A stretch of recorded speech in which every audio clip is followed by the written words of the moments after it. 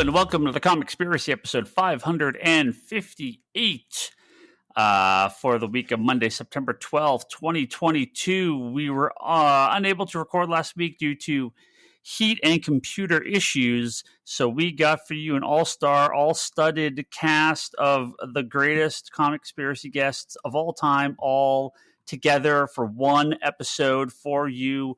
Don't bother checking your clock. This is going to be a 6-hour episode. Here we go. My name is Ryan Higgins. Who else is here with me this week? And Brock Sager. I actually am texting with Bryce. That's about as tech savvy as he's going to get on this podcast. He said, "Is there anything worse than the Miss Marvel show on Disney Plus?" No, Miss Marvel's great. He's your fan. He's the Marvel fan, guys. So I don't know. You take it up with Bryce. He's not watching it with his daughter. He has to watch it with his daughter. Yeah. Or someone with a childlike mind like myself. Man, meant to record last week.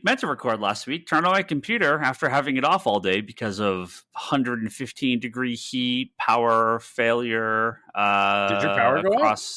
No.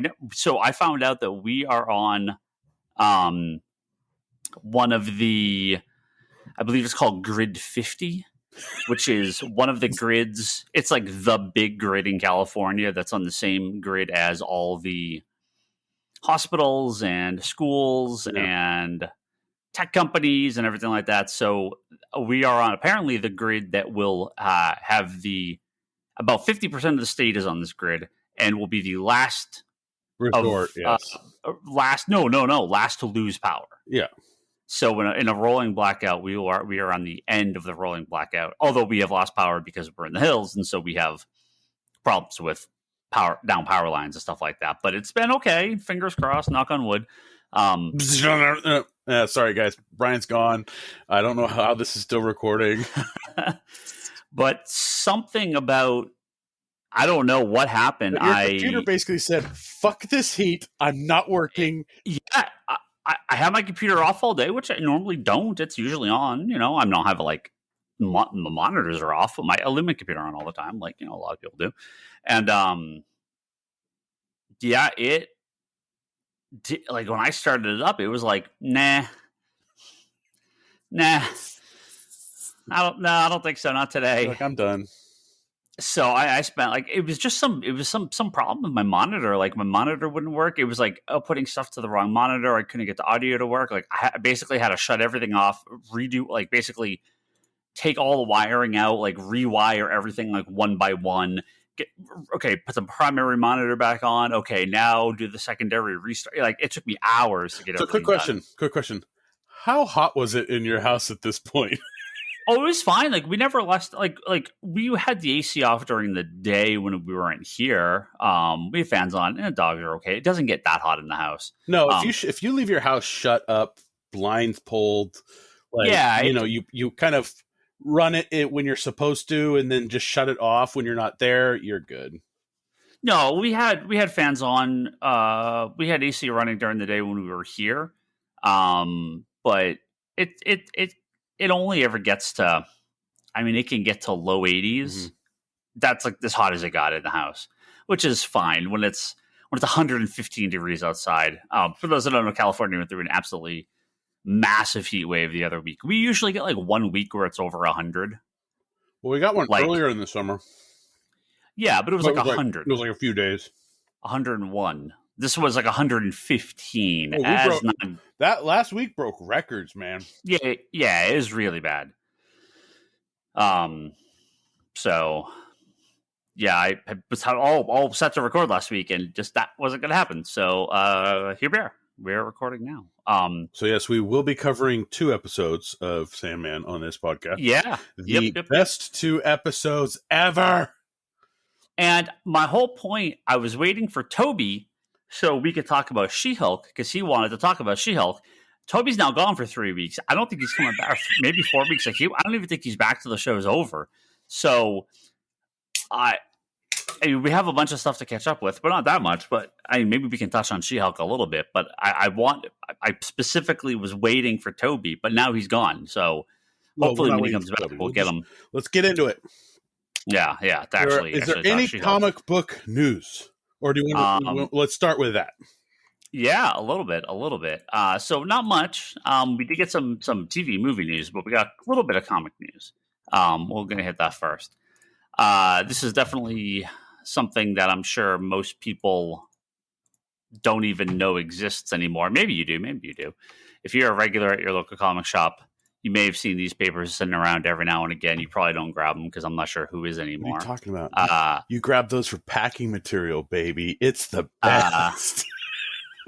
It is still continuing to be published, but as of this past week, Comic Shop News, after 35 years of being in print, is up for sale and does not appear to be closing, but seemingly up for sale. I don't know what that means if they don't sell. I assume they'll shut it down, but it says they won't. Comic Shop News, when it started 35 years ago, was a great idea. It was a weekly kind of newspaper that was sent to comic book stores. And it had, so it's been... Did they do it weekly when it first started? It's always been weekly, right? Oh, okay. So over 2,000 weekly issues, 175 million copies sold, and never missed a week. So it's just news about upcoming solicitations, interviews, stuff like that. It's very small. It's, what is it?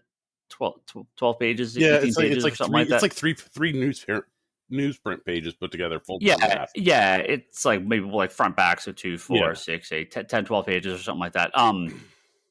But it was normally about the size of a bag and board, not taped right. down. It's sized like a comic book. Yeah. And I mean, they're still there. I know plenty of stores still give these away. We stopped. Nobody was taking them. Yeah, we stopped like a decade ago carrying this. We carried it for a little while so I could have packing material because it was nice in piles. And you were like, I'm spending way too much money on this shit. And I'm like, I'm like, well, then get me something else. He's like, this. And I remember you're like, I found cheaper stuff. I was like, whatever. Well, I don't care. Yeah. No, it's not bad. It's good. I wish they would have I wish they would just have like a website for this, like a real website and social media presence, because it's better than a lot of the websites that are out there that deal in comic news. It's pretty factual and unbiased, and just no rumor, no memes, no garbage. It's just here's some news. So I like it. It's just print news. It's outdated when it comes out. Like it's unfortunate, but I just don't know what the market for this thing is anymore. So it'd be interesting if someone takes it, if someone buys it. I can't imagine someone would, but I don't know. Who knows? I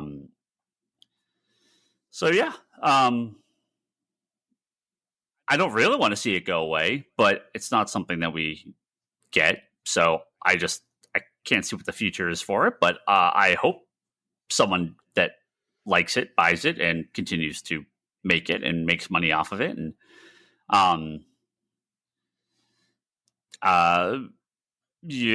it says the publication has always been and remains profitable. So I guess there's some level of advertisement in it, and it sells copies and stores buy it. So that's cool. I just not sure the model. Well, I think it's the model they used was a simple model, right? It wasn't flashy. It wasn't anything like that was trying to, grab your attention like clickbait or something. Like it was just comic shop news. Hey, this is what's going on, right? Like kind of just like a fingers on the pulse of what was going on at any given time. And having that model like work for 35 years is great. But again, we're moving away from, that. Like if they had a digital media presence, right? Like, I mean, they do, but it's not anything to talk about. It's not, yeah. So, I don't know. I'm going to guess somebody's going to buy it. They're going to try and rehaul it. They're going to screw it up, drive it into the ground. It's what Disney and Discovery and hell are all the companies starting with D now. Like,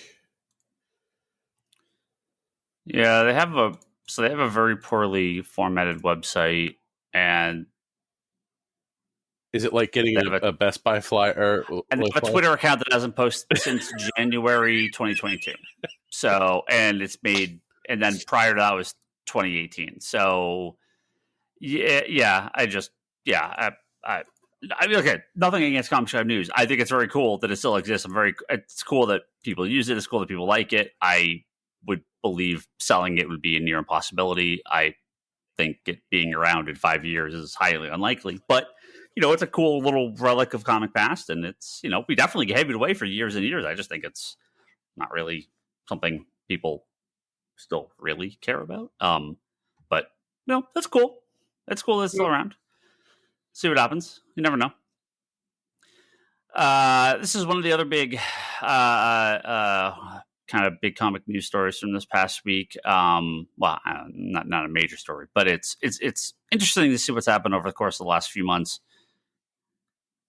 because I've some concerns about IDW. Stan Sakai, who made and created Usagi Yojimbo and has been publishing that book for many, many, many years, had left Dark Horse Comics, where he published originally Usagi was with Fantagraphics. It was like Fantagraphics. Wasn't it with Image for like 2 seconds? No, it was just, I think it was only with Dark Horse. It was a Dark Horse forever. Mm-hmm. Until just a couple years ago, maybe 2 years ago. It was with Mirage. Okay. And then it was with Mirage for half a minute when it was doing like kind of tying with the turtle stuff. Yeah, then 2019 it went to IDW. But IDW has lost a lot of licenses recently, and but they got Star Wars back for the kids stuff. No, they didn't. No, Dark Horse has Star Wars. I know, but they got like Star Wars Star Wars has been losing a lot too. Like, well, no, that's what I mean. So IDW has lost Transformers, G.I. Joe, all the Disney stuff, Star Wars, the American Library of Comics for some of their collections. Really? Oh, jeez. So Terry and the Pirates is moved to Clover, so that's one of the big ones that they did. So that's they reprint comic strips. Now, Usagi. IDW, man.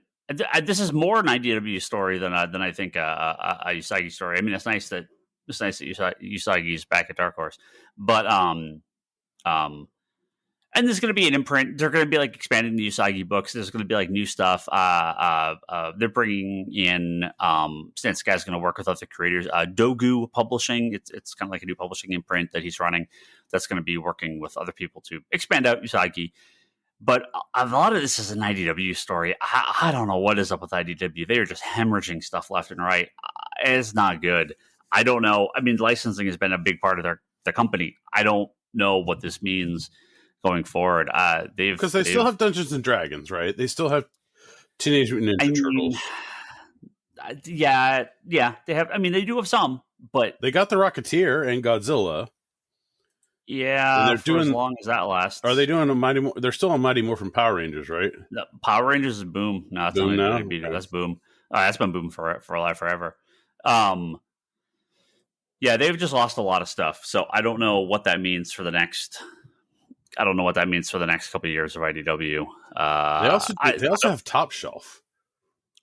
Well, they had purchased, right? So Top Shelf was a separate company that the IDW purchased. They've bought a few companies to sort of merge in with them, but they don't do much anymore. Yeah. It's not that IDW is not doing anything. It's just, but this is what I was saying about Dark Horse a couple of years ago, is they were losing stuff left and right, and they've clearly turned it around and done something correct. Now it's IDW's chance. They need to fix something because obviously they're having some trouble.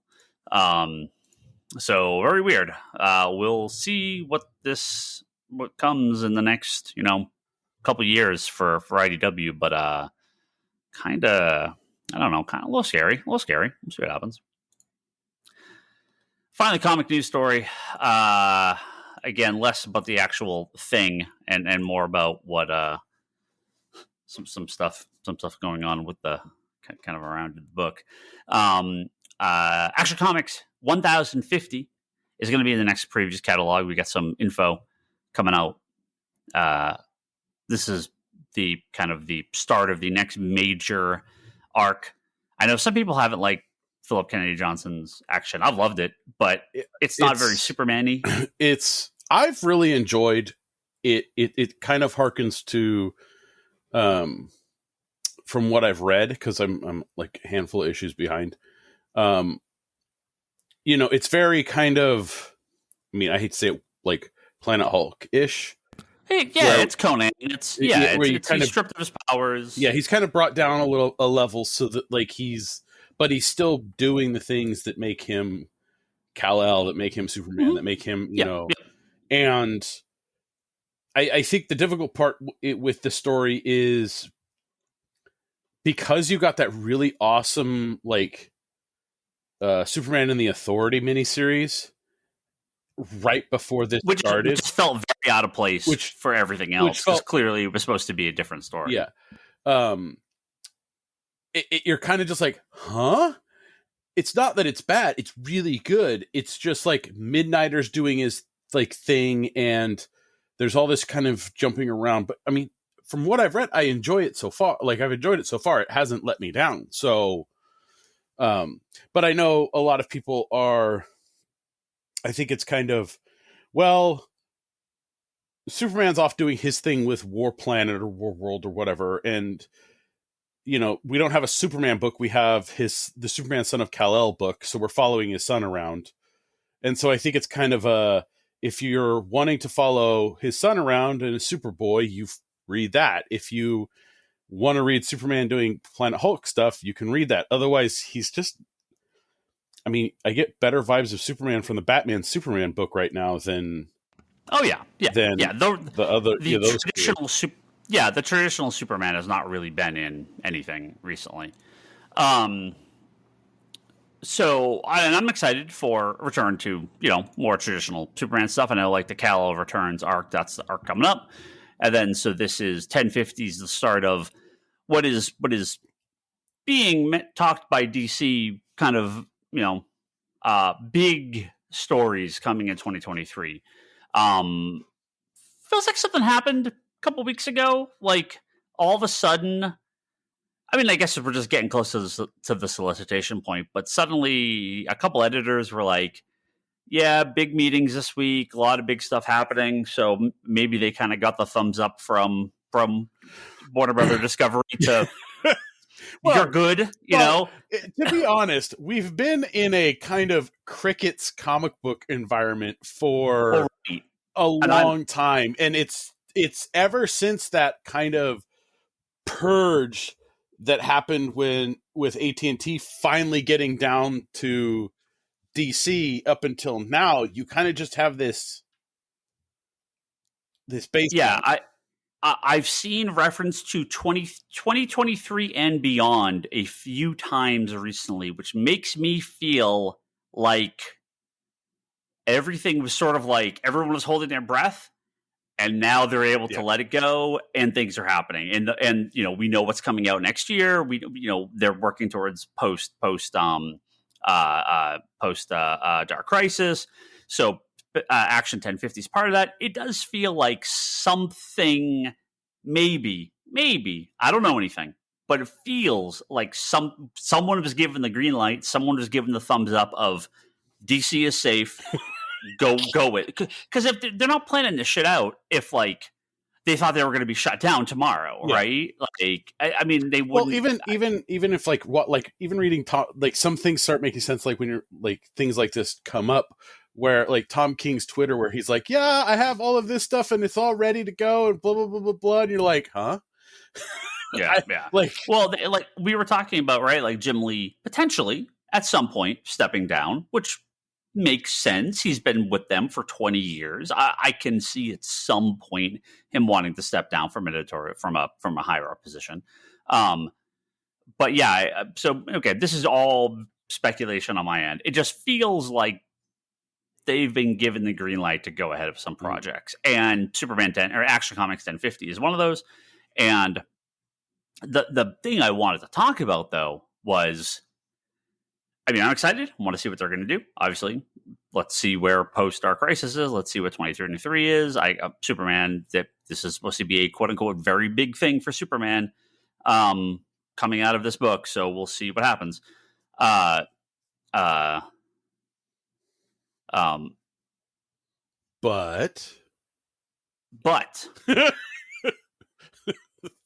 if you're going to give me 25 variant covers. Oh, for fuck God.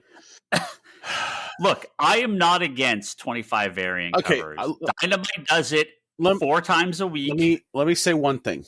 Every FOC, I go through every Dynamite book. Here's the difference, though, right? When Dynamite does it, it's really only like 6 or 8 covers, because they have a black and white version, a virgin version, a signed edition, right? The sketch cut, so they have 3 or 4. A lot of those are open order variant. It's like 50. It's like 50-50. Yeah, a lot of them are open order. Like the when you get to like sketch and sign, those ones are a little more hype. But majority of it is regular virgin sketch. But they may have 8 or 8, maybe 10 variant covers, and then like little weird variations on it. So okay, annoying but fine. This has 25 covers, including, I think it's 7 incentive covers. I'm not against it. Is this the decade stuff again? No, but there's 2 things you have to do when you're going to do this. Okay, first of all, the book has to warrant it. 25 covers on a random fucking issue, no one's going to order. You've got to push. Well, how many covers did 1000 have? It's only like 12 or 13. Yeah, it was like the decade, the main one, and like a special variant. So it wasn't that many. Yeah, right? Well, they had a couple high tier variants, and they didn't they have a store exclusive ones? I mean, maybe, but that doesn't count. Like this is just on the core of them. Yeah, it wasn't as much. I don't even think they did store exclusives for 1035. Did they? Nah, they are for 1000. They must have. So there's 2 ways to do 25 covers. One, you've got to have some fucking blowout ass issue that's the greatest thing of all time. I'm sorry, Eternals with your 40 variant covers for number 1. No. You want 2 or 3 or even 5 for like a big number 1 or a big issue like this? Sure, whatever, go for it. I don't care. 25, the problem is, unless those covers are all fucking awesome, like nobody's going to order them. Yeah. Now, how you do 25 variant covers properly is it has to be incredibly well themed. That Justice League America with all the state flags. Yeah, the state flags, it was like, but they were open order. The U.S. Avengers with all like this state.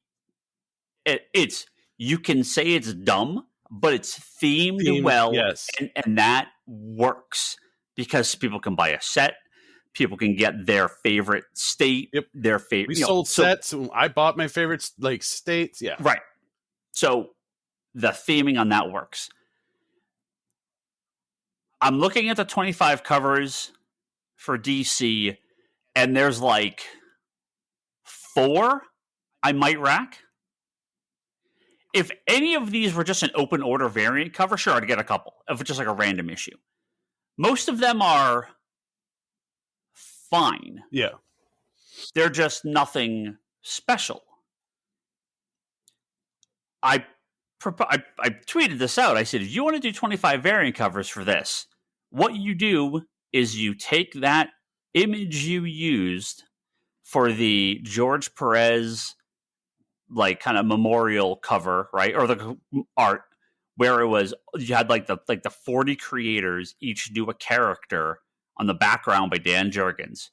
You just do that again. You do 25 covers. You have like a Smallville background, a Metropolis background, like a Legion of Doom background by Dan Jurgens. You get 25 artists to do one character pose that then puts together this like massive collage, right? So you can have your Superboy, Legion of Superheroes, Crypto, Monpa Kent. You know, you get Superboy, Supergirl. Yeah, but those, like, so look, I'm not saying it's that, but that gives people a reason to buy them all. They can buy their favorite characters. This is just like, it's a hodgepodge of like random covers. There are some good covers in there. There's a couple really bad covers, but the majority of them are just okay. And I don't, there's just no reason for most stores to stock any of these on the shelf, and there's no reason for any customer to like want them all. Like, there's a couple that are really good, and the rest are just yep, they're just fine. So I did look it up. Action only had 12. Yeah, it wasn't that many. It had a lot more store exclusives, but the store exclusives had each. They had their main, their Virgin, and their ink, right? Like, yeah, but that's store exclusives. The store exclusives are different. So, but it's like, 1,000. You actually got to 1,000. We had 12. Okay, fine, right? 150, and you got 20. What the like? Seriously? Yeah, it's just, you know. Well, and I think this harkens to something I wanted to say earlier, in that DC has been pumping out a lot of excessive variants lately. They're not doing a lot, but they're pumping out just enough that there's like excessive amounts of variants that, you know, it's like some books, it's like, really, you have 3 variants on this, like 2, like you have a 50-50 and then a 1 in 25, like on this book. Why? Right? Like, it's like every book had a variant and a 1 in 25, a variant and a 1 in 25. And it was like, guys, like, tone it back a bit, right? They're pushing out a lot of variants. I don't really care. We order what people order. We sell what sells. Yep. I don't really stretch for incentives. If someone, when we get multiple orders for incentive, I'm like, sorry, we're just going to get 1 or we're going to get 2. I can't get the rest. You know, I love comic cover art, and if people want to order 25 variant covers for Action Comics, go for it. Of course I love that. I love selling them. I love the books. I love the art. I love everything about it. You got to give me a reason to push this. I'm not going to push this. They're not interesting. They're okay, but I'm not going to push this. There's no reason. That, as a store, I would feel like my people would question my taste if I pushed, you had to get these 25 covers for Action Comics 1050, because they're not good. Because when I pushed the Action Comics 1000, people were like, yes, I trust this. This looks good. I didn't do it for all of them. I only did it for Action and Detective. Yep. Those are the 2 where I was like, yeah, no, this is a real thing. You know, they did like the 80th anniversary of Aquaman. Look, cool, fine, but like, I'm not gonna. We sold sets of those. Like, we did, sure. But I'm not gonna like actively promote, like, guys, I feel strongly about this. I think you should order this. I'm not going to push this stuff. It'll be there to order like everything else. Most of those covers will get 0 orders. I will order 0 for the shelf. Maybe I'll just do a bulk 2 each just to have them. But even that, I'm thinking like, man, I don't know. They're not that. Most of them aren't that good. So okay, I'm gonna go through them real quick. Okay, the Lex one sucks. Yeah, I mean, if you want to look, you can see these covers for Superman 20 or Superman 75. I think the ones, there's a couple that I think are like outright bad. Like the first one they have is outright bad. The second one is not so bad. The Mike Allred one is fantastic. The whole group shot of a million of them. I'm not a huge fan of his, but yeah, it's a good cover. Yeah, there's a Jim Lee one, which is sure. Yeah, I'll order the Jim Lee one. Like, of course, it's Jim Lee. Yeah, and then after that, I'm like, okay, the Alex Ross cover, but that's old art. That's not original to this. That's something that's been printed before. I mean, again, it's not that most of them are bad. Most of them are perfectly fine. They'd be perfectly fine B covers for the next issue of Action Comics. They're just not needed in this. I really wish DC would have reconsidered this variant of the themes for this, because I think they're mostly just fine. Yeah, like I'm looking at him and I'm like, there's only And like Jim Lee. I think I'll grab the one where he's flying above the cornfield. Like, now, what's funny is Marvel actually has significantly cut back on variant covers. I don't know if people have really noticed this.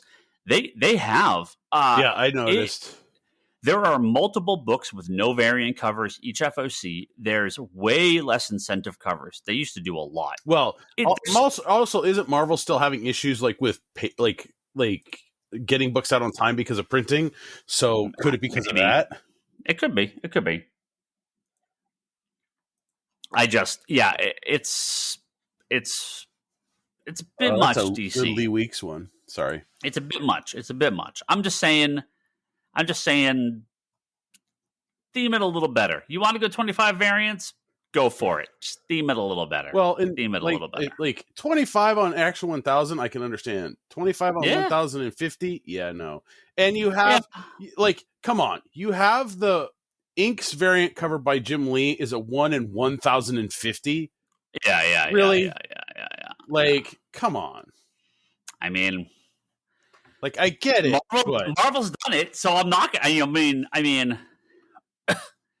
like, more power to them. Do whatever you want. I don't care. I just don't know how many orders you think you're going to get. And if you want to do it, I can fucking sell that shit. This isn't it. This isn't how you do it, guys. No, I'm sorry, it's not. No, the art styles are so all over the place. Yeah, right? And like, a couple of them are just outright bad. Right. Like a couple of them are outright bad. I don't. Short of completionist, I don't see any store that would order it. Yeah, the trading card one is horrible. It's just a combo of all the covers. It's a combo of like 9 of the covers, and it's like, yeah, it's fine. It's just, yeah. All right, we got some movie TV, then we're gonna hit up Sandman. Oh, there you go. There you go. Right here on the Comic Conspiracy Podcast. Yes, we were hating on DC a bit. I calls them like a season, okay? When DC does something bad, I will be the first person to tell you about it, okay? You can believe me. I would never lie to you, the audience. I only tell the truth. You just started the podcast by lying to them. Oh, shit, I guess you're right. Harley Quinn is coming back for season 4. 30? You turned 30? Oh, yeah. So I've not seen. Actually, I haven't watched season 3 yet. I gotta watch it. I haven't even watched season 2. Oh yeah, really? Oh, I think 3 either just wrapped up or is about to wrap up. Yeah, that's fine. I just go through them. I'll just binge them once it's over. I mean, I don't even like. There's a teaser for later. Huh? I said I'll just binge them once they're all done. There's a teaser for later. Yeah. Anyway, yeah, I canceled my HBO Max because I can't get it for 100. Get the Blu-rays or something. Well, that's the thing. Is like I'll probably like get the Blu-rays, or if you have like I'll borrow. Like I don't care. Yeah, I have the season 1 and 2 Blu-ray. Yeah, so it's like I'm just like I don't care anymore. I'm like, I think I do. Like I watched episode I think 6 of Doom Patrol last night. Going all right. Well, at least maybe I should get through Doom Patrol before my thing expires. Season 3. Oh, for fuck God! You told me it gets better. It hasn't gotten better. Season 3? Yeah. Oh, it's phenomenal. I just finished. I mean, you're at the part where it's probably kind of starting to merge together. Well, I'm at the part where so Elastigirl went back in time, lost her memory. Yeah. And she gets high and prances around with everyone in the sisterhood. Yeah, she's in the sisterhood of the Dada. Yeah, not and the brotherhood. Like the whole episode's just like, how high and stupid and weird can we be? And I'm like, whatever, okay. Yeah. And I'm like, I'm like, oh, come on, like I hate this shit. Like, come on, like. Really? Yeah, it's so good. Well, the thing is, like in the first season, the crazy shit that happened, I'm like, yeah, fuck it, let's go. This is like, okay, like it feels more forced this like than normal, and I'm just like, what the hell is going on with this? It's Black Orchid, right? Because that's what her face is, the chameleon changing one. Black Orchid is not in this. Well, who are you talking about? The lady that Elastigirl like talks to the time travel lady. Fucking like the main person in it. Yeah. Like you still don't even really know what she's doing. Fucking hell. Pop quiz, hot shot. What the hell is her character's name? Like, why am I just completely blanking? Madame Rouge. God, it was on the tip of my tongue. No, you'll. I mean, it all comes together. That's what I mean. It all comes together at the end. Well, yeah, Madame Rouge.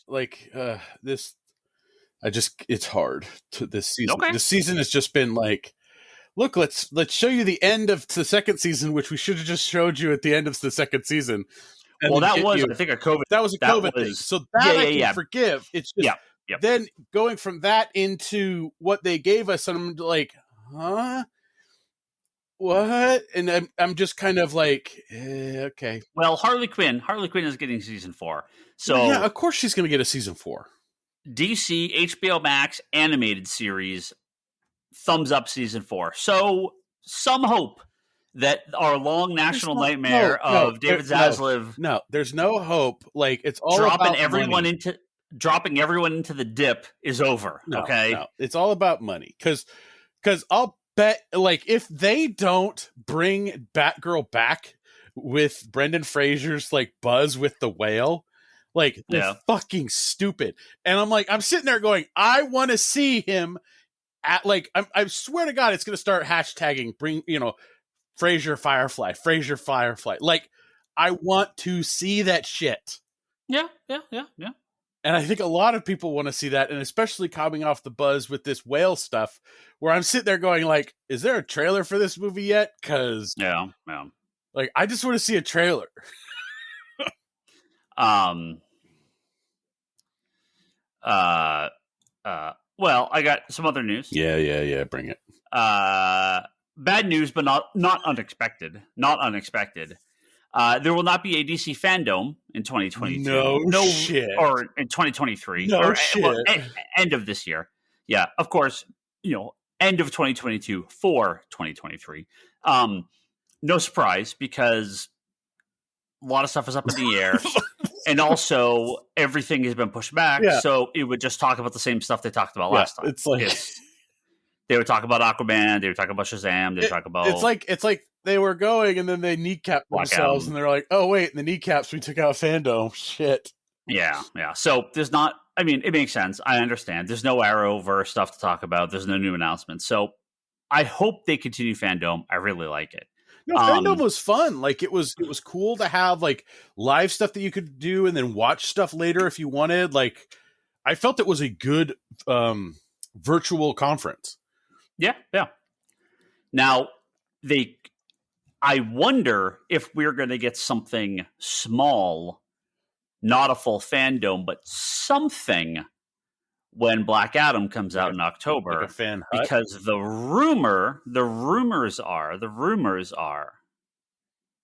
I'll say, I don't know, do I talk rumors? Like, it's hard to know because we just rumors earlier. Because nobody knows, right? Nobody knows anything. Nobody actually knows what's going to happen. But there was talk of Michael Keaton's role being redone by Ben Affleck, right, for Aquaman, and they had to reshoot a bunch, which is one of the reasons it got pushed back. There has been rumors of Wonder Woman showing up in Shazam. Again, makes sense because of the connection to the gods, right? That there's reshoots for Shazam. Well, no, and they wanted to get the first Shazam touched on Superman. The second Shazam is going to touch on Wonder Woman, and then Shazam 3 is going to have Batman.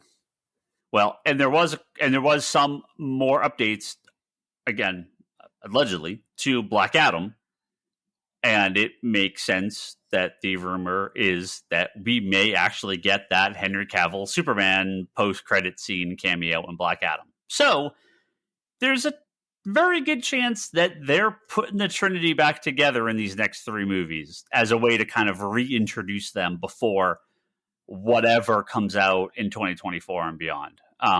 They would be stupid to not fast track Superman, Batman, and Wonder Woman movies, regardless of what else they have on their plate, right? It'll be nearly 10 years since Man of Steel to have a second Superman movie. When was Man of Steel? 2013. Yes. So it'll be exactly 10 years. In 10 years, Marvel had like double-digit, like 4 Thor movies, Baker's dozens, like movies. And DC's had like maybe a Baker's dozen, like no, not even. No, because hold on, that they had Man of Steel, DCU, BVS, right? Wonder Woman 2, Aquaman, Justice League, Suicide Squad, The Suicide Squad, Shazam. That's 9. No, that's it. There's another one. Wasn't there another one? Oh, I think so. Forgetting one. I mean, they had the Batman, but that doesn't. That's it's not part of it. They had Joker, but that's not part of it. Yeah, but I mean, still, it's. Yeah, that's like 2 years of DC, and it's 10 years or 2 years of Marvel, and that's 10 years of DC. So it might be if he is in Harley fact Quinn and the Birds of Prey. Oh yeah, and Harley Quinn. Yeah. So that counts. Woohoo! So but they still don't have a Baker's dozen. If they get Henry Cavill in Black Adam, I would expect maybe we'll get a little something. It won't be Fandome, but some sort of promotion for 2023 from DC. So that's my hope. I don't know. That's my hope. We did talk about this. I thought this was actually all official, but apparently it was not. I know we talked very briefly about Dan Lin being the head of DC Films going forward, the Kevin Feige-like figure. But that is apparently not going through. That he declined the role, and so they are still looking for a head of DC Films. So, you know why he declined the role, right? Good luck. You know why he declined the role, right? Oh, I would decline the role. Well, fucking Warner Brothers. They suck at making movies and like continuity and all this shit. You can come with the best like laid plans in front of them, like a Last Supper type shit, full to the brim of all this goodness. Maybe not the best example. Maybe not the best comparison. Well, no, because there's a lot of food on the table. Like it's a long table. I mean, Judas is another problem, but like all of that, and they'd still mess it up. Now, I would, of course, take the job, but Ryan Higgins as Hollywood person running companies probably would not take the job because it's probably a shit job, and I would not want to be involved in any of the Snyder Bro people. I want you to take the job so I can watch your hair gray so fast. I would take that job. You kidding me? I'd be like, Booster Gold Blue Beetle, greenlit. I don't care. Start filming tomorrow. It's happening. Dark Space Cabbie? Done. Doing it. Who would you cast as Booster Gold? No idea. Other people can figure that out. No, it's happening. Booster Gold done. JLI done. It's happening. Here's the money. Go make the movie. Continuing bad news. And this is the movie TV bad news, right? This TV bad news. Continuing bad news. The Brian K. Vaughan. This is not bad news. Curse. It's consistency. It's not bad. The BKV curse continues. Paper Girls canceled after one season at Amazon. I've not seen it yet. I heard it was very good. But I guess that's it. So the worst part is the first one that was canceled at Warner Brothers HBO Max. Which one? For why? Or no? Why was Hulu? No, why? Sorry, not the second one. Yeah, was like DMZ. Like they haven't done anything with DMZ. Well, that's not. Oh no, that's Wood. Sorry, never mind. That's Brian Wood. Yeah. So Runaways was basically punted to. I mean, Hulu had Runaways and why that was. Well, Runaways was freeform. Oh yeah, and it did go multiple seasons, but nobody watched it. Why was FX. DOA FX and FX? Yeah, FX and Hulu. Yeah, FX and Hulu. Yeah, for why? And then Paper Girls on Amazon canceled after one season. So So the Brian. Saga TV show. Comics has never happened. Comics, Brian, just come back. It's fine. It's okay. Just come back. They'll free up a Batman title for you. Let's come back. It's fine. Don't worry about it. Hollywood, don't worry about them. They suck. Come back. Come back, Brian. Save your seat for you. Don't worry. We got you. Okay, let's go D23. Oh, I haven't even million things at D23. I haven't even watched any of it. This is the real news. So let's get into this, and then we'll finish this up, and then we'll do. Do I have to go watch these things? No. There's not much to watch. There's really only one thing.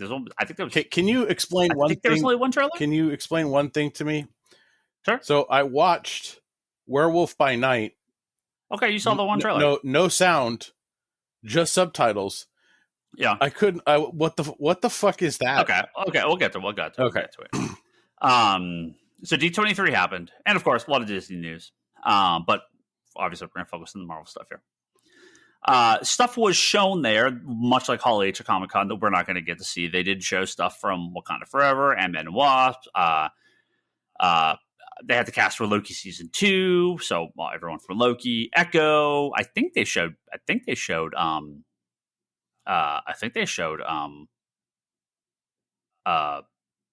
trailer for some of those things. I think they showed. They might have done a teaser for a couple of them. I think they showed a trailer for Echo. Because I know that there was also Thunderbolts. We're getting to it. Hold on. We're getting to it. The villain announced for the new Captain America New World Order is going to be the leader, who was played by Samuel Stearns in the Incredible Hulk movie in 2008. He is going to reprise that role. He doesn't become the leader. He becomes a leader in Incredible Hulk. We just don't see him. There's an accident. We see him start to get fucked up. They were teasing it, but he never shows up. Yeah, he's the guy that Edward Norton's character goes to help him fix. Right. And then he gets exposed and he's like, but that's all we saw. We never saw anything else. That's the end we see of him. Right. So he is actually going to be the villain in New World Order. So that's pretty cool. Now, hopefully, they do a better job of a big-headed villain than Green Lantern did. That's what I want. I want him and Hector Hammond to just go at it. Well, no, he's not a big head. He needs a taller head. Yes, tall. It's a big forehead, not a big head. So God, they also had we got the first trailer for the Werewolf by Night one-shot episode that's coming out in October for Halloween. Now, the trailer is phenomenal. I hope it's representative of what the show is, because the trailer is done in a very stylized 70s horror grindhouse, dark, violent, bloody. And that's not Disney. That's not Marvel at all. So, well, no, what it does is it takes the gore aesthetic and hides it in the black and white, which is fine. Which is fine. Disney's like, oh, we can hide this? Okay, well, maybe we can play around a little bit more, right? Because there's a lot of violent stuff that happens in Disney movies, just off camera or in the darkness. I don't need this to be Evil Dead. I don't need blood gushing out of every pore, right? I'm just saying, this looks wonderful if this is what it actually is. If this is like a mocked up trailer and the show is and like the special is nothing like this, I'm going to be furious, because this looks great. So it's kind of like a murder, there's a. It seemed like it was like a Clue thing, right? Like, right, exactly. One of you is the monster. Figure it out. Exactly. We get a little cameo of Man Thing in there, which is super cool. So it's odd really not seeing a green man thing. Yeah. Well, it's Man Thing. It's just not. You just don't look like him. We don't see him. So I am very, very, very excited for this. And much like Moon Knight, I will be incredibly disappointed if it's a bunch of dumbass jokes and just weak violence. What are you talking about? It's gonna be a Marvel's Knives Out. It's going to be them trying to do this murder mystery thing. It's like figure out who the werewolf is, right? Like, What's that? it's like, who's the werewolf, right? That's the big That's the question, right? yeah. Like, who's the werewolf? Like, to me, it's giving off like Clue and Knives Out vibes and all these like this kind of just pompous, like, oh, what's the best way to describe it? Like, kind of this like class version, like, just look, we have all these people that are exotic and we're going to put them in a room and be like, no, it looks great. I just hope it's representative of what the actual product is. That's my. How long is it? Just an hour, or is it supposed to be like? I don't know. I didn't see. Because aren't we getting the Guardians like holiday special this year too? Yeah, that's Christmas. Yeah. And they haven't dropped anything for that yet. No.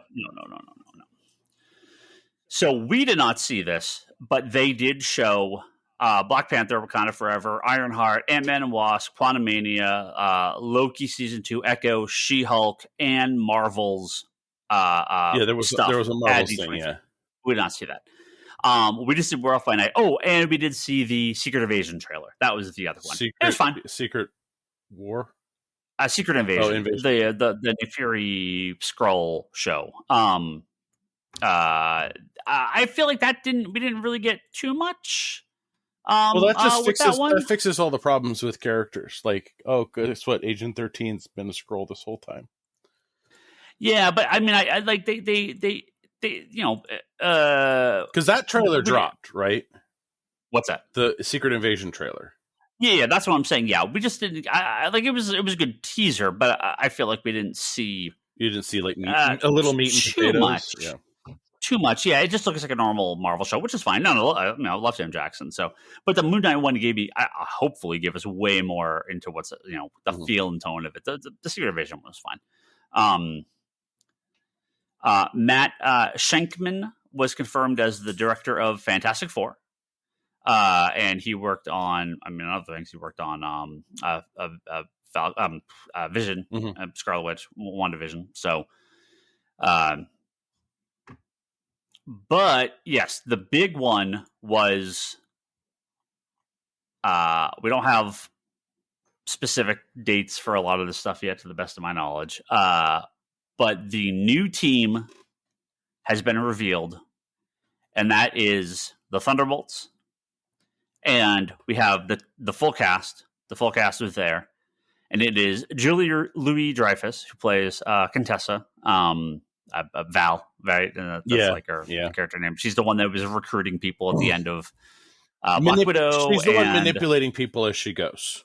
Right. She manipulates Winter Soldier. She manipulates Natasha's sister to go after Hawkeye, and she manipulates U.S. Agent to still be a douche. I don't. Yeah. David Harbour, who is Red Guardian, which I was a little surprised that he's in that. That's cool, and that's fine. I like him. He's fun. I mean, bringing that character back into it with the type of team that Thunderbolts is understandable. So I'm fine with it. Yeah. And Florence Pugh, Black Widow, she's in it as well. So two characters from Black Widow in it. Hannah Jo Kamen, who was Ghost in Ant-Man. Ant-Man and Wasp, right? Wyatt Russell is U.S. Agent, so U.S. Agent is back, and we knew right some of these people obviously. I never pronounced her name. Olga Kurlienko, who is Taskmaster. So I'm not surprised by that. I figured they would have her back. I feel like that story was not done. So it's a lot of people from Black Widow in this, and of course Sebastian Stan, Winter Soldier, is going to be in it as well. It is. Odd. People have definitely pointed this out that you have Red Guardian, who's a Captain America, U.S. Agent, who's a Captain America, Winter Soldier, who's a Captain America, Ghost, Taskmaster, who are basically like and Black Widow, who are basically like assassins, right? So it's like, okay, it almost feels like our Brewbreaker run. It does. You could have mixed up. You could have brought some other characters in. Well, now, I think if they're going with Thunderbolts, there is, of course. Well, hold on. There is, of course, one character crucially missing from this list, They must be in the movie. They have to be in the movie, but they're not. So I don't know what that means. I will be beyond shocked if Baron Zemo is not in this movie. All right? Because it's the Thunderbolts. Yeah, that's his team. Well, and Zemo's there. Zemo's still around. Mach 5. You don't have Mach 5. No, but Zemo is a character that's in the movies. Yeah, Zemo's a character that should be there. Yes. So I'll be very surprised if Zemo is not in the movie. I'd be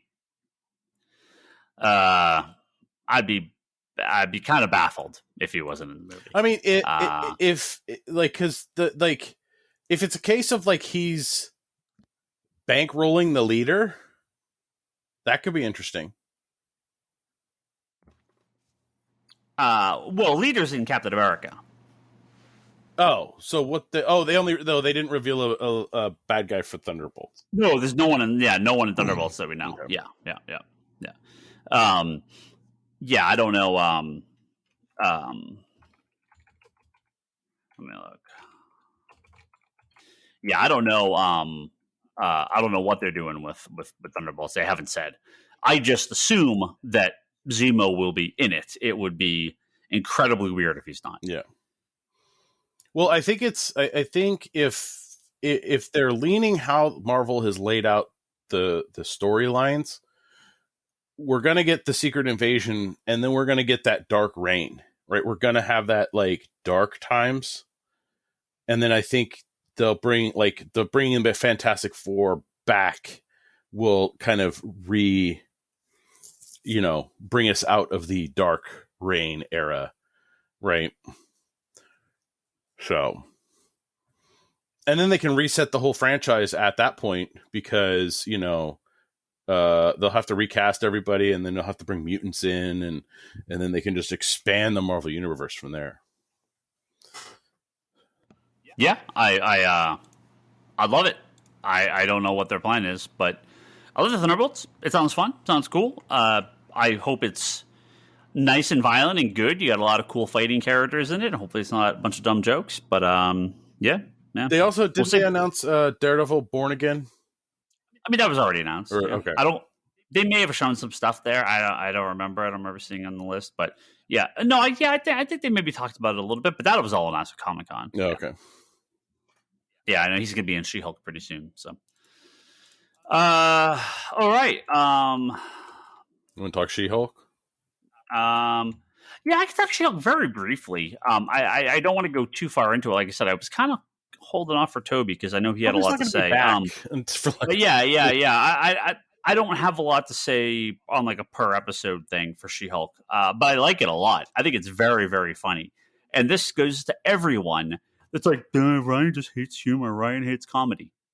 No, I love comedy. When it fits comedy, it's not my favorite genre of anything. Yeah. It has to fit the subject. Yep. It has to fit the tone. It has to fit the rest of the product. When bad comedy is forced in the shit, it's unbearable. I don't need comedy in Moon Knight. I don't need comedy in every fucking Marvel movie. I don't need comedy in Thor. I don't need it. In She-Hulk, absolutely. Mm-hmm. And it's really good. Well, it's very funny. You have a character that breaks the fourth wall. Yeah. You have Deadpool being funny? Yes. She-Hulk being funny? Yes. Absolutely. That's the character. It works. And you can have moments of humor in a movie. I don't care about that. That is fine. I like some levity, even in serious movies. I don't need everything to be like crazy dark for the entire movie. But when it's nonstop jokes that are bad jokes in Thor, I don't fucking want it. All right. There was definitely hilarious parts of Doctor Strange and the Multiverse of Madness. Yeah. I was the only one laughing in the theater because everyone was, I don't know, they didn't like it or too grossed out or whatever because it's all Sam Raimi Evil Dead shit. But I thought it was hilarious. Well, there was humor in Winter Soldier. Again, yeah, I right? don't Like, mind a little bit. but it I don't mind. fit Yeah, feet off the dash. yeah, Like that's yeah, fine. like it fit the movie. The It level of fits. humor what fit the film for what it needed, right? Yeah, Like yeah, yeah. like even going into Bucky and even when we went into Bucky and Sam's relationship, right? Like it fit for it. It wasn't something that was super pumped up, but it fit, right? Whenever we Yeah, saw no, their there is interactions. some of those movies have a very good, very. Uh, it's not slapsticky Yeah. jokes. It's just lighthearted moments. And I love slapstick. Literally, Three Stooges, the Godfathers of slapstick is some of my absolute favorite comedy ever. Dumb and Dumber, stuff like that, right? I mean, they're heavily inspired by that type of humor. Mel Brooks, incredible, Mhm. right? We're watching What We Do in the Shadows.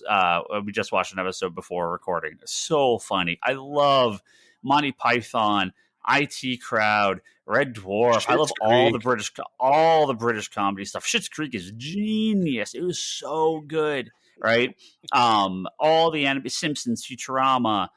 Hell, even early Family Guy. I don't watch it anymore. Fucking horrid. But the first season was like, oh, this is actually very clever. I love comedy. It's just I just don't like bad comedy. She-Hulk, it fits the show. So when they had the episode that was on, was it 2 weeks ago, right? The Megan I just saw Thee Stallion. I just saw the internet break. Like, I have no idea who Megan Thee Stallion is. I have no I know fucking you clue, don't. right? I'm like, I just saw the internet breaking down, and people were losing their goddamn minds. This was the end of the MCU. Stanley was rolling in his grave. It's the worst episode of anything they've ever done, and I'm like, holy shit. I was like, yeah, I know there's a bunch of idiots out there on the internet, but like, is this it? Like, is this the one? Did they finally just? Because I thought the first two episodes were kind of fun. Like, I liked them yeah. quite a lot, actually. The first episode with Hulk was All a stuff with good Hulk start. was great. The second Great start. one, her Yep. coming in and kind of just being shoehorned in and kind of just like basically used, and you're like, well, okay, like you're just Yep. following her along on this fucked up tour of her life, and you're just like, okay. Well, so with that third episode, I'm watching it and I'm like, okay, it's all Abomination and Wong and Wong is so good in this. He's so funny. And then you have the Asgardian like changing lady, yeah, sure. right? And everyone's like, Megan Thee Stallion plays this, and I'm like, I'm curious, what is she playing? And it's like she plays herself. Yeah, well, so I'm watching. I'm like, oh, she's in this for like 2 seconds. What is everyone so mad about? And then the post-credit scene. Look, is it stupid? Yeah, sure, of course. It's like 2 seconds. It's nothing.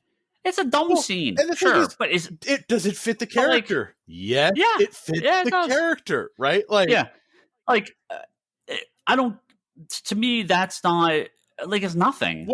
What I think is great is Jen Walters. The rest of the episode was really good. Jen Walters, the actress who plays Jen Walters, I can't remember her name, and She-Hulk, she does a phenomenal job of being Jen Walters and then being She-Hulk. And you can see how much she like lets go when she's She-Hulk versus when she's not She-Hulk, right? And like there's a change in her personality a little, and it works really, really well. I was like, fine, go for it. This is funny. Like, I don't care. Like, some guy's dumb enough to think he was dating Megan Thee Stallion. Yep. Okay. Men are idiots. Keep going. Like, and then sorry, I had to beat there for a second. Tatiana Maslany. Yeah. And she's great. Yeah. Again, it's a mix of when she's normal mousy lawyer. Well, she's not even mousy. She's a confident lawyer. She's a very smart, intelligent woman. She's just like all her life she's just been, like fighting for, like is it recognition? Like she's just been fighting to basically have her place, right, as lawyer Jen.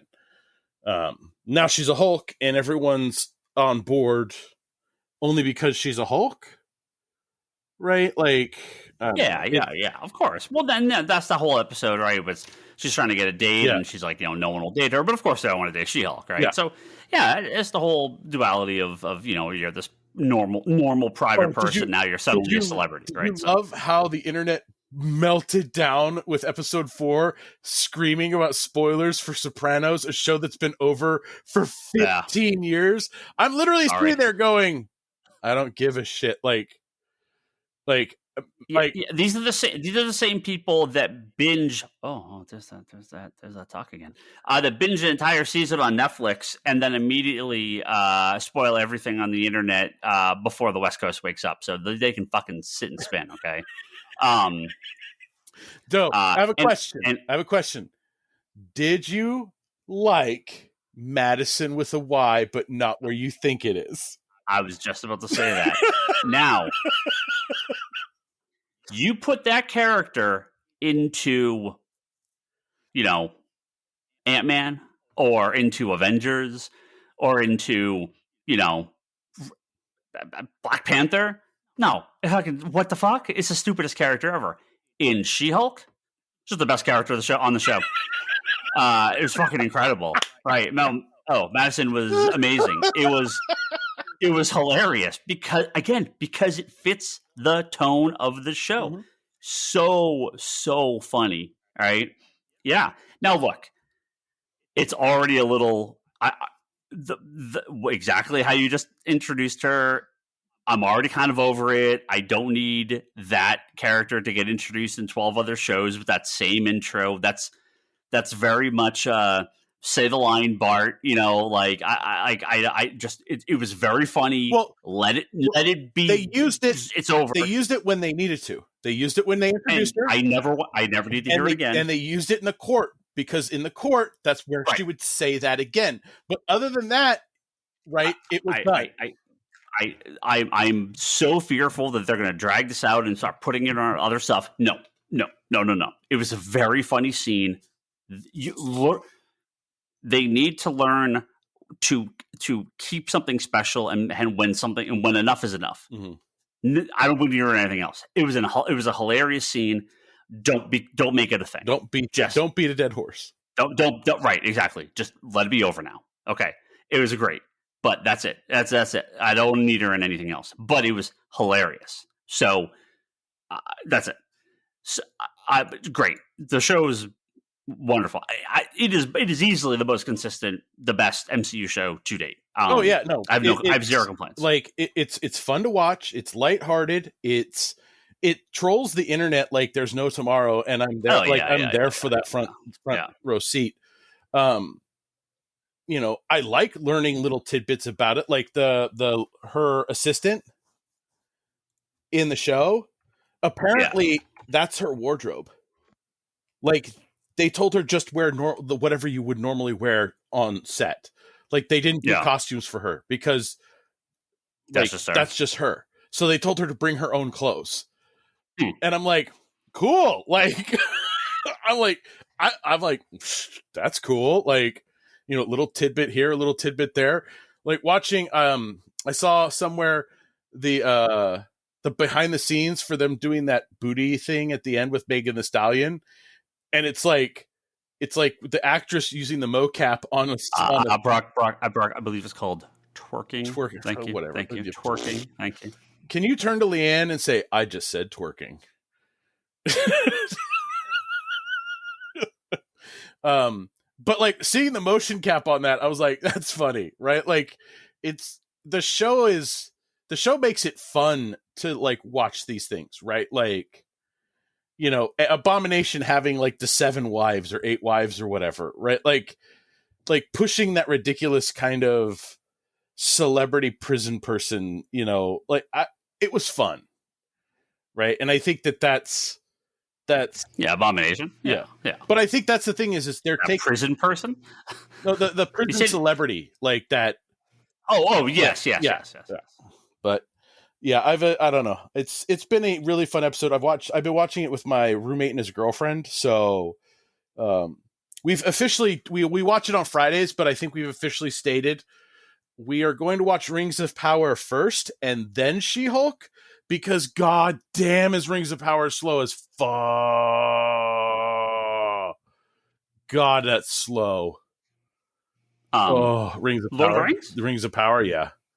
It's so slow. Oh, I've listened to the first two. I love it. Oh no, like it's the pacing it's just slow. It's just like okay. But like, so watching She-Hulk and then going to that, don't do it that way. Yeah, well, watch Rings first and then She-Hulk. Sure. But yeah. But no, Rings of Power I've been enjoying. So yeah. Talk about Sandman. We have to talk about 2 episodes. Yes. Well, last week's, I got this week's, or I guess. Episode 5 and episode 6. My last week's and my this week. Episode 5 is 24/7 and episode 6 is The Sound of Her Wings. So, Ryan. Obviously, the show's not over. The show could have been over after 6 and you would have been happy. Well, we still have 5 weeks to go. Right, as real people watch TV shows. It's still 5 weeks, so who knows what the remainder of the episodes will be like? Nobody knows. You're horrible at this. But I will say, 6 in. This is my new top. This is my new favorite comic show. I mean, I was hoping. Yeah, you want to hope. You want to hope. It's phenomenal. You want to hope it's good. It's so good. So 24/7, which is episode 5, that's the diner episode. The one that I think a lot of people were kind of waiting on how they were going to do. Is it best? Is it best to say it was done tastefully? I mean, comparatively to the comic, yes, right? Yeah. Clearly, yeah. It definitely was more toned down. Well, because the comic gets. But the comic is more so. John D in the comic is more. In the show, they've kind of not. They haven't made him this dictator or like wants to be rule kind of person. Well, it hides a lot of stuff in the panels, right? It hides a lot of stuff in the gutters. So, there's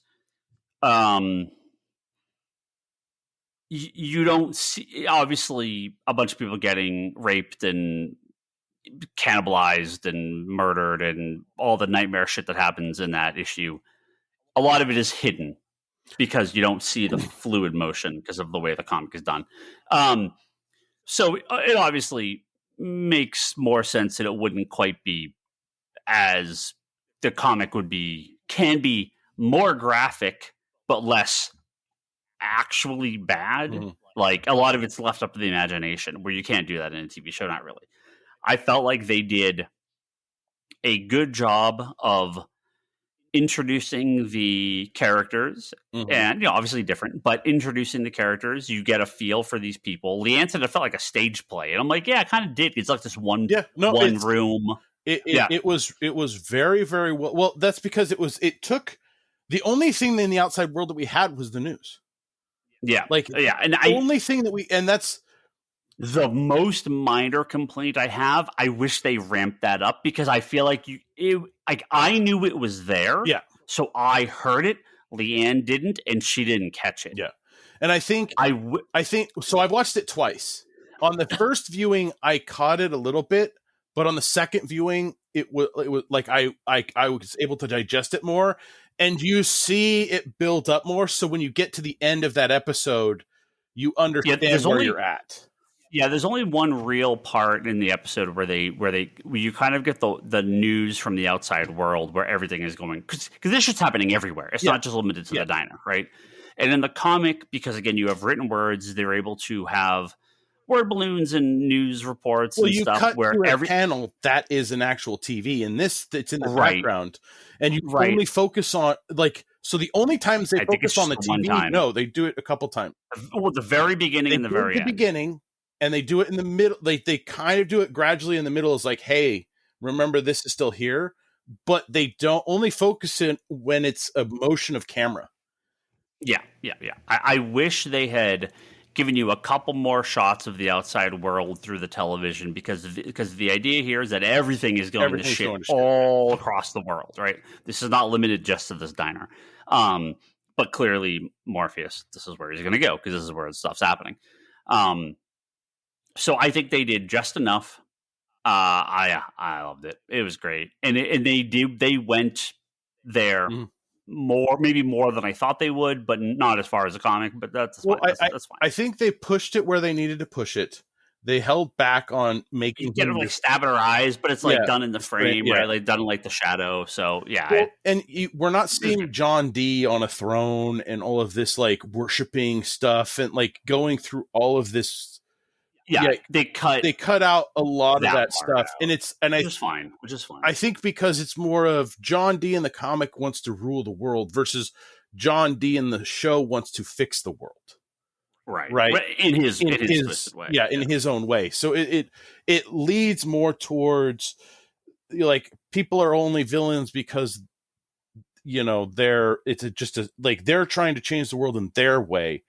And they're only viewed as villains because it's not the way most people, right? So, but yeah, no, 24/7 was very well done. And like, it was like it hit you when it needed to hit you with just information and just watching kind of, I think what's going on in the diner reflecting outside. I think that's kind of where the only disconnect would have been, because I think you said, we needed a little bit more of the news to kind of get everything that was going on, all the chaos that was going on. I wish it was just a little bit more. I just wish it was just a little bit more. But I love the thread of what's her name?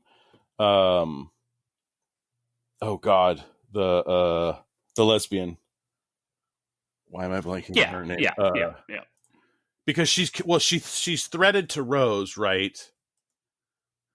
And then I'm forgetting her name, but that's where we're introduced to Rose Walker. So yeah, well, that's how we get introduced to Rose Walker. But we get also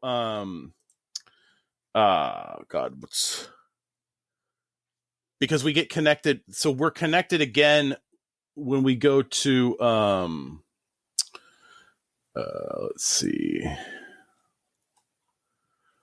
What are you looking for?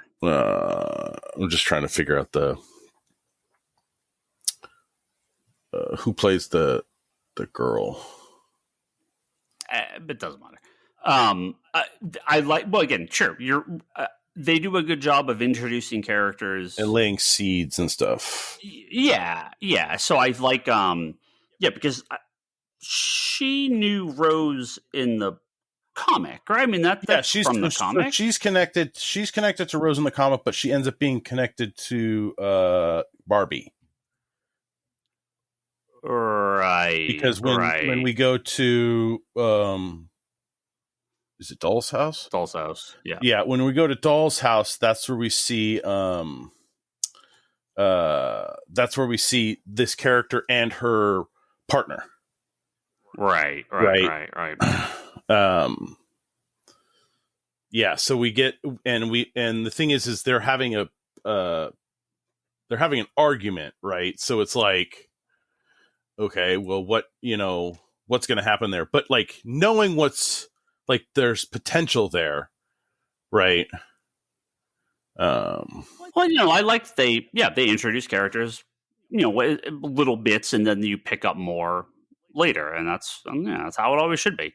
It makes a good, makes a good, like I said, laying the seeds and laying the groundwork for characters to show up later, so they don't just come out of nowhere, right? And you may be able to make that complaint about episode 6, but I'm not gonna, because it was amazing. What? You have a complaint about episode 6? No. I said maybe you could make that complaint about no, episode 6. no. There's no complaints about episode 6. Well, so right, I thought, what's his face, Gadling, Hob. Again, let's go to episode 6. I had no idea it was a 2-parter. I had no idea it was cut in half. I didn't know either. Yeah, I was like, what? I thought, okay, we're gonna get an hour of A Sound of Her Wings. That's cool. We'll see what they changed to stretch this out. I had no clue that they were gonna go into that second story so quickly. So again, TV show, we're introduced to Death. Mm-hmm. She does her deathly things, wanders around, and again, different from the comics, maybe the specifics, but incredibly accurate tonally, and some of the dialogue. They hit the beats perfectly. Yeah, some of the dialogue, like the guy who plays the violin is in it. He's not obese, but in this one he's like, right. It's sure. Meaning baby's in it. Meeting the kid, huh? The baby's in it. Yeah, the baby talks in the comic, right? Am I misremembering that? No, because you're thinking of Does the baby not have a dialogue? No, because remember, you're thinking of when it happens later on when Death says her line of "Everybody gets one life, that's all you get," and the baby's talking to her. That happens later, but a lot of is that not that issue? It's not that issue. It's actually done. It's in a completely different issue. Okay, yeah, you get what everyone gets. You get what everyone gets. Yeah.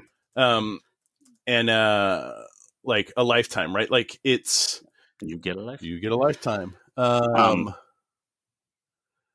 for some reason I thought that was that episode. No, a lot of people thought it was that one. Yeah. I guess she just takes the kid. I'll have to go back and look through that. Yeah, because it's like a similar scene in a different one. Yeah, because I know.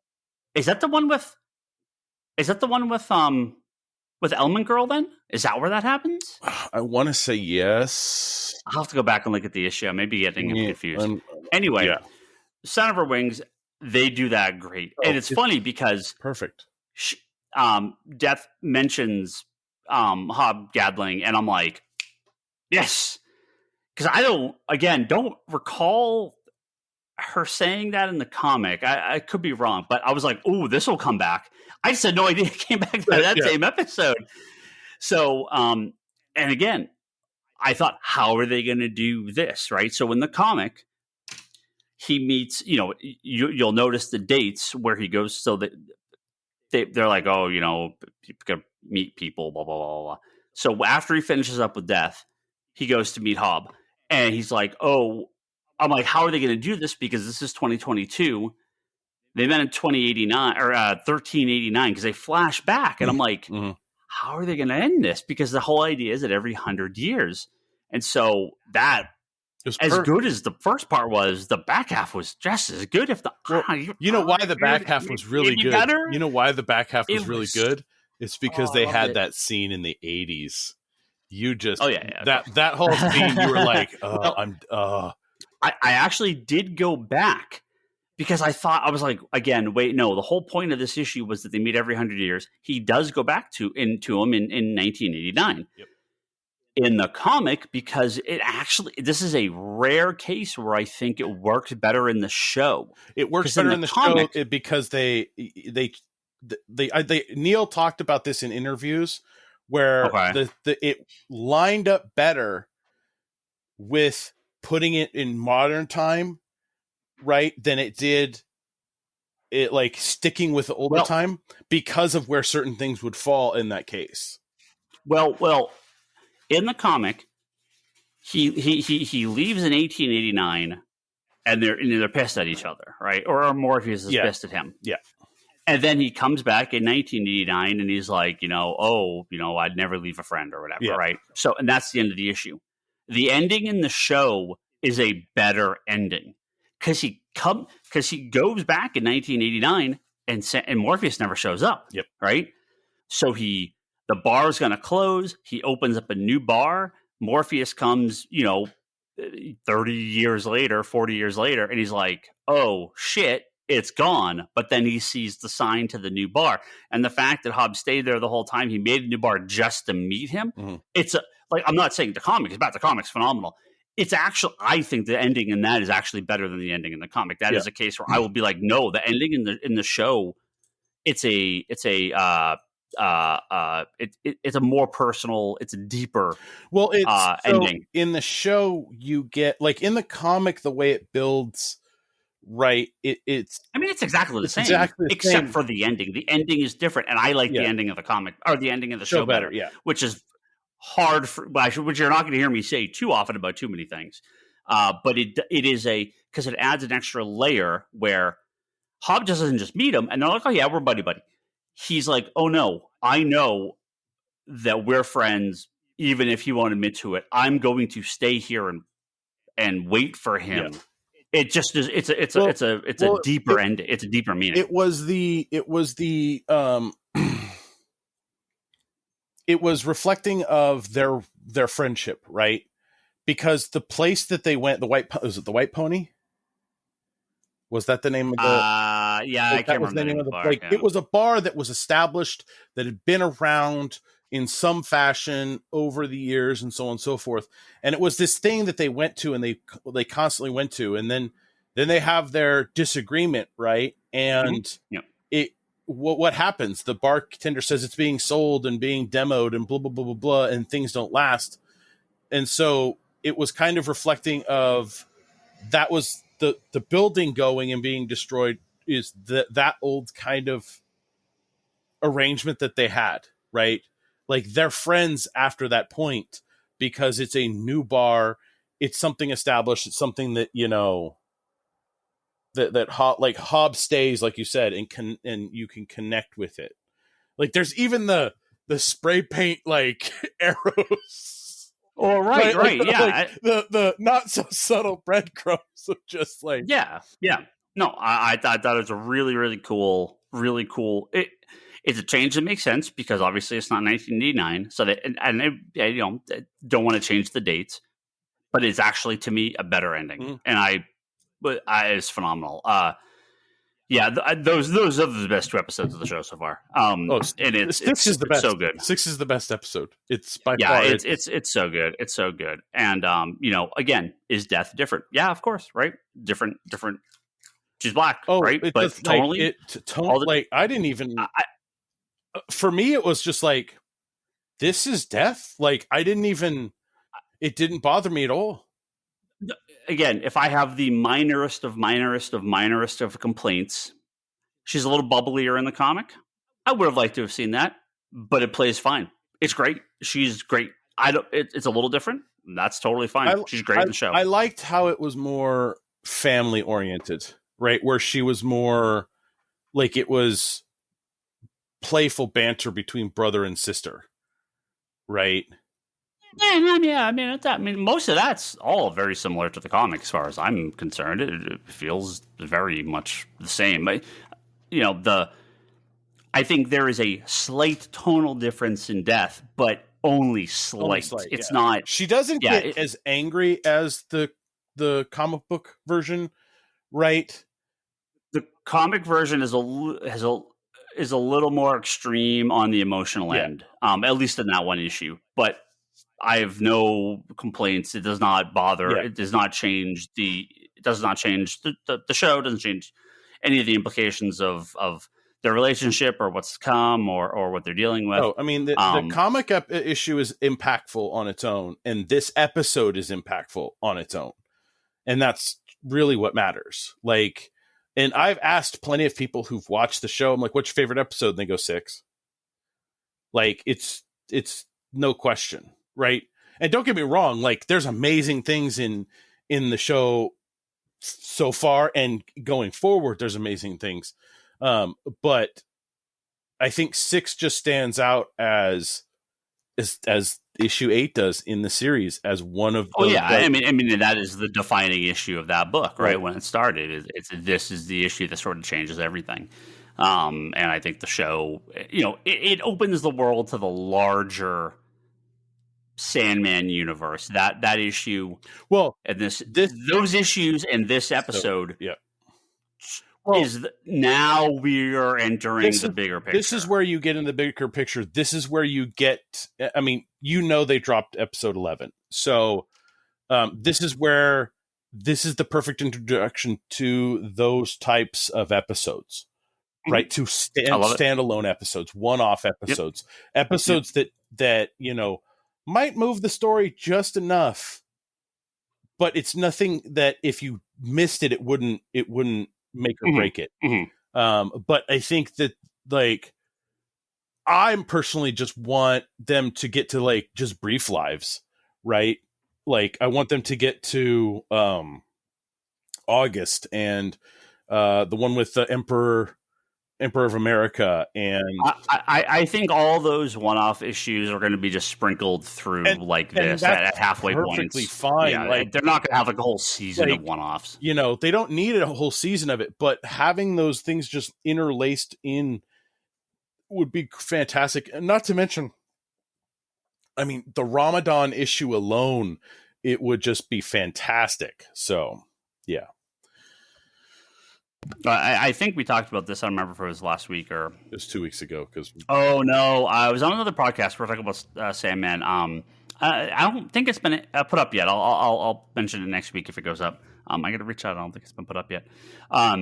Where I said I need a 2-hour Midsummer Night's Dream movie. I need that to be like a movie, right? Like a full on movie. Oh yeah, no, but the thing is it's the seed is planted in episode 6 because we see William Shakespeare. Yeah. And you're just like, oh. They could jump ahead. They could do a few extra things. They could have another season, and then a special in between seasons 2 and 3 can be a movie. It could be a Midsummer's Night Dream movie. Well, and that's the thing is most incredible thing ever. I think Den of Geek had. I think this is where I read it. Is the producer and Neil talked about the fact that Sandman hasn't been made because we weren't ready for it. I mean, you and I are ready for it. Fans like us are ready for it. But I think the general populace was not ready for it because they weren't ready for a show that is an amalgam of linear storytelling and anthology and, all of this different kind of stuff all mixed together. Right. But now that we have things like Love, Sex, and Robots and Black Mirror and all of these anthology type shows that people really get into, I think now people are kind of ready for something that's kind of an amalgam of those, right? With kind of just that theme of dream somewhere in there. I said it before, I said it on Twitter, but I'm like, if they try, if there's an open casting call for Destruction, I'm going to send a tape in. I have to, right? Redheaded, ginger, bearded, I have to, right? But yeah, so, and I mean, you got introduced to Desire, right? Mm-hmm.